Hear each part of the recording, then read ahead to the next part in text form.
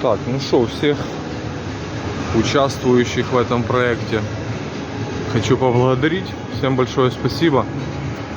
Все хорошо сработали. Спасибо всем, кто помогал.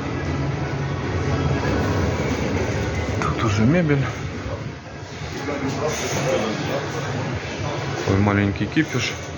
Сейчас подкрашиваем, докрашиваем. Работают, все заняты. Все пределы. Двери стоят. Как-то так.